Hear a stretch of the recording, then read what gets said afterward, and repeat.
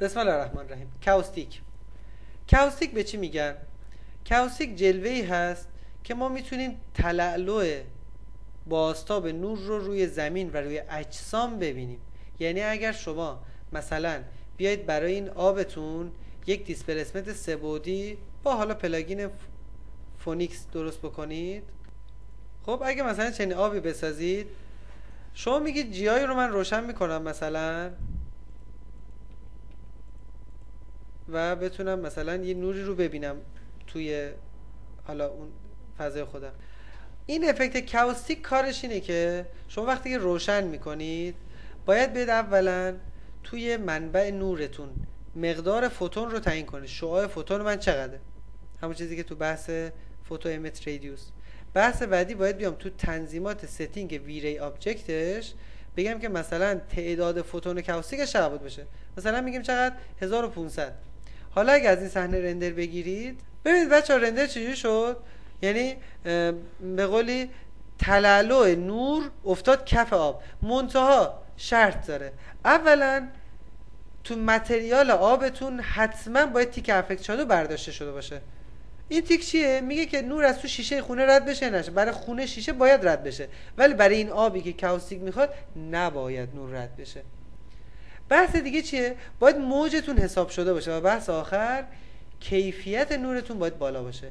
نور کیفیتش کجاست؟ نور انتخاب کن، برو وی ری پراپرتیز، الان 1500 بذار 3500.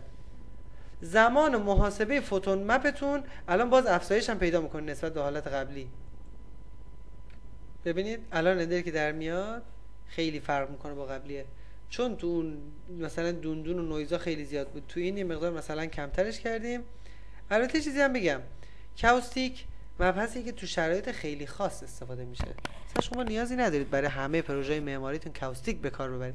برای کار آرتیستیک، هنری، کار خاصی میخواید ارائه بدید، کاوستیک گزینه خوبیه، میتونه مثلا جزء گزینه‌هاتون باشه. اینجا چرا خوب نشد کاوستیکش؟ چون آب من خیلی مواجه. شما اگر بیاید آبتون رو مقدار محدودتر بکنید، مثلا تو بحث همین، چون دقیقاً موج آب باعث این کاوستیک میشه. اگه صفحتون تخت باشه یه نور زرد کف کار میکنه. این شکست نور به خاطر مثلا ما از پلاگین فونیکس داریم استفاده میکنیم، اندازه موجش رو بزرگتر بکنم، کیفیتش رو 10 بزنم حالت 3. حالا اگه رندر بگیرم فکر میکنم کاوستیک مناسب تری داشته باشم. کاوستیک هم مثلا اون فوتو مپی که تو جی آی بود، الگوریتمش آخه همونه. یه بار حساب میشه، سیو میکنیم، محاسبهش رو دیگه لازم نیست. مثلا من خودم برای پروژه که کاوستیک بخوام کف آبی صخری یه بار سیو میگیرم، محاسبهش رو سیو میکنم تو کاوستیک، الان یاد میدم بهتون، بعد لود میکنم دیگه. از هر ویوی دارم میخواد شب روز رندر فرق نمیکنه، اون کاوستیک سر جاش هست.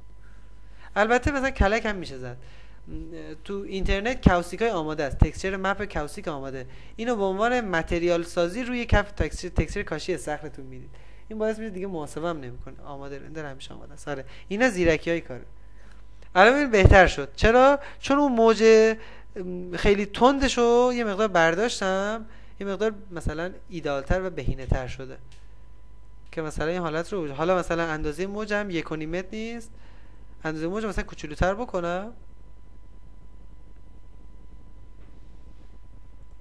اندازه موج مثلا 1.5 متر رو بکنم نیم متر، اینم ببین 1.5 مثلا بذارم 1 متر، نیم متر خیلی دیگه کوچیک میشه. من فکر میکنم کاوستیک خوبی رو شاهد باشیم. ببینید چقدر زیبا شد، میتونین جلوه رو داشته باشه. کاوستیک فقط تو شیشه ها نیست، اگه حالت آینه ای هم باشه بازم کاوستیک داریم. مثلا کاری بکنیم آبمون مثلا رفرکت شیشه ای نباشه، آبمون رفلکت 100% داشته باشه. حالا موجش رو مثلا میتونید حتی باز کوچولوتر هم بکنید، یعنی موج ریزتر داشته باشه. الان این تلالو آب رو در دیوار این چیزا میافته. منتها برای کاوستیک، برای اینکه سنگین نشه، الان بهتون میگم یه کاری باید بکنید که اینجوری نباشه که کل صحنه کاوستیکش حساب بشه، خیلی محاسباتش سنگین میشه. شما مثلا بگید باید محدودیت بگی همه آبجکت ها کاوستیک تولید نکنن، فقط لیوان و آب تولید بکنه. اینجوری باعث میشه که محاسبات کاوستیک خیلی صرفه جویی میشه. مثلا زمینه کاوستیک من قوی ترین رندر انجینی که دیده بودم فاینال رندر بود. سال‌هاست دیگه ساخته نمیشه دیگه، شرکتش دیگه عملاً یه شاید هم هک نمیشه، نمیدونم. من یه سالهای خیلی با فاینال رندر کار میکردم، اینجوری میشه.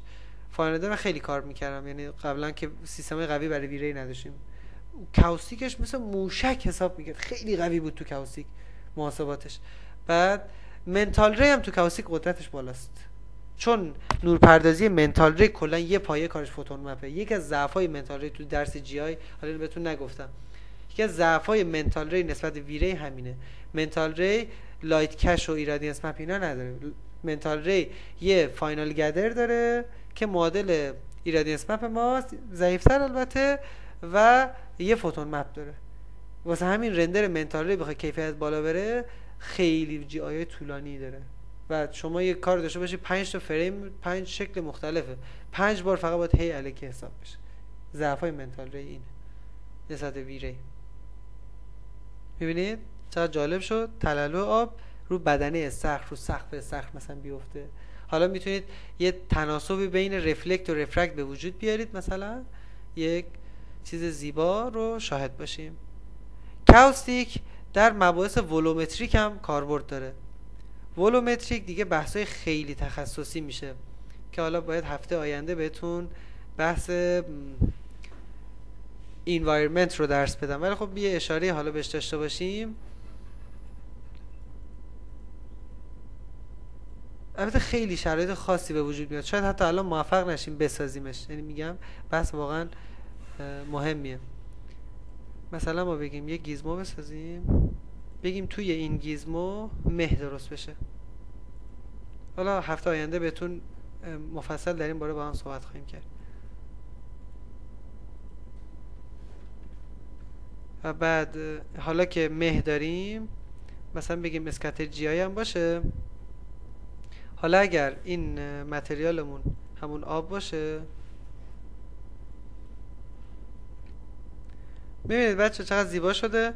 یعنی ما یه مهی درست کردیم، حالا مه انشالله هفته آینده با هم دیگه کار میکنیم، ولی منظور این که برای پروژه زیر آب معمولا از همین روش استفاده میکنن. یعنی میان مثلا یه شدت نور رو تعبیه میکنن، تعیین میکنن، یه مه رو تعیین میکنن، یه فاصله ای، حالا آب که بالا ساخته شده و این نورهایی که از توش تلالوهایی که رد میشه، حالا ماهی باشه زیر، مثلا پروژه هایی که برای کف اقیانوس باشه.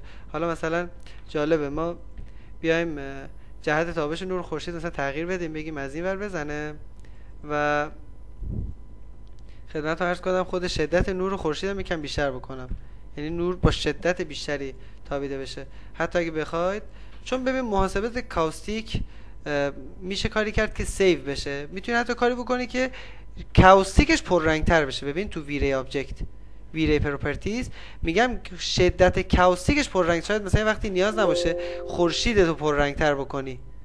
به من خورشید یکم روشن کردم، میگه خورشید نورش خوبه، میخوام کاوستیکش جوندارتر باشه، این مثلا 1 رو کردم 2، عدد 3500 مثلا به 4000 کیفیتش مثلا اگه بخوایم بالاتر بره، این رو اینجوری داشته باشیم. خدمتتون عرض کنم میتونید کاری بکنید، بگید آقا جان select all همه آبجکت های من ویری پروپرتیز، بگم که کاوستیک جنریت نکنن، فقط این آب من ویری پروپرتیز جنریت کاوستیک داشته باشه. این باعث میشه که ریسیو داشته باشن، اشکال نداره. جنریتش خیلی سنگینه که وقت مثلا سیستم سنگین میشه به اصطلاح. حالا شما فرض کنید همین سیستمی که الان این کاری که براتون انجام دادم، حالا مثلا ما این جی آی رو مثلا حالا اسکاتر پانس رو بیشتر میکنم که مقدار نور تو جی آی بیشتر دیده بشه و حالا منبع نورم که مشخصه، رندری که میاد بیرون چه این چیزی بشه. حالا بچا کاوستیکش خوبه، خب منتها میخوام تنظیمات رندر میخوام دست بزنم، نمیخوام کاوستیکم از اول حساب بشه. اینجا شما باید بیاید تو قسمت کلید افتح تنظیمات کاوستیک، بگو این محاسبات رو برای من سیو بکن یه جای کامپیوترم. درسته؟ بعد از اینکه سیو کردید، بعد بیا فرام فایل رو بزن، فایل رو لود بکن، دیگه کاوستیکت حساب نمیشه، همون یک بار حساب شد. حالا دیگه تنظیمات رندرت رو میخوای دست بزنی، دیگه دستت بازه. حتی جالبترش اینجاست که شما اگه این کار انجام بدید، مثلا حتی لازم نیست که خیلی به فرض مثال مجبور بشید خدمتتون عرض کنم خیلی نور رو بخوای دست بزنی. الان البته زاویه تابش اینا نباید دست بخوره. الان بیا همین نور ویری کاوستیکش مثلا شدت کاوستیکش به 4، اشکال نداره، یعنی مشکلی پیش نمیاد.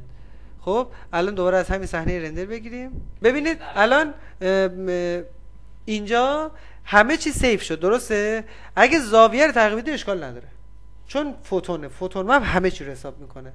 برای همین هم است که تو خورشید شما می با فوتو امیت رادیوس یه محدودیت هایی رو ایجاد میکنی. نباید بگی صفر بذاری. فوتو امیت رادیوس و خورشید صفر باشه تا بی‌نهایت حساب میکنه، محاسبات کاوسیکش خیلی سنگین میشه.